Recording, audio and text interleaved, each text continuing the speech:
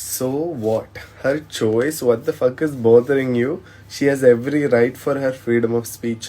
Michel and Daniel ചേച്ചിക്ക് ഈ കോമന്റിന് ഏറ്റവും ബെസ്റ്റ് ആയിട്ട് ഉത്തരം പറയാൻ പറ്റുന്ന ആള് ഞാനാണ്.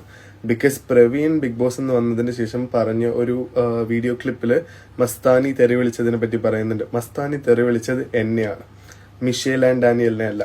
പിന്നെ മിഷേൽ ആൻഡ് ഡാനിയലിന് ഇന്ത്യയിൽ റൈറ്റ് ടു ഫ്രീഡം എന്താണെന്ന് ഇന്ത്യയിൽ താമസിക്കാത്തതുകൊണ്ട് അമേരിക്കക്കാർക്ക് അറിയുമെന്ന് എനിക്കറിയില്ല.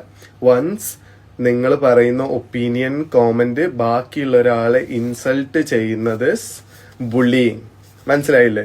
അവിടെ റൈറ്റ് ടു ഫ്രീഡം അവിടെ എൻഡ് ആവാണ് ചെയ്യുന്നത്.